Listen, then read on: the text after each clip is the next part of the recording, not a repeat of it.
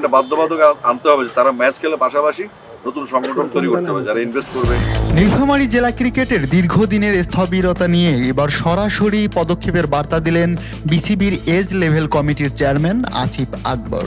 নীলফামারী সফরে তিনি জানান, বহু পুরনো অ্যাফিলিয়েটেড দল নিয়মিত লিগ বা কোয়ালিফাইং রাউন্ডে অংশ নিচ্ছে না, ফলে আঞ্চলিক ক্রিকেটার তৈরি থমকে গেছে। তিনি স্পষ্ট ভাষায় বলেন, কোয়ালিফাইং রাউন্ড বাধ্যতামূলক করতে হবে, নতুন ক্লাব, সংগঠক ও বিনিয়োগ আসবে, প্রতিযোগিতা বাড়বে। আসিফ আকবর আরও বলেন, বাজেট ও ফ্যাসিলিটির অভাবও সমস্যা তৈরি করছে। উত্তরবঙ্গের মাঠ, লজিস্টিক ও ইনডোর সুবিধা সীমিত, তবে নীলফামারী সৈয়দপুর বিমানবন্দর ও ডরমিটরির ব্যবহারের জন্য প্রস্তুত। এজ লেভেলের সবচেয়ে বড় চ্যালেঞ্জ, ম্যাচের সংখ্যা কম। বছরে 15-20টি ম্যাচ হলে যুব খেলোয়াড়দের আগ্রহ টিকে থাকবে বলে তিনি মন্তব্য করেন।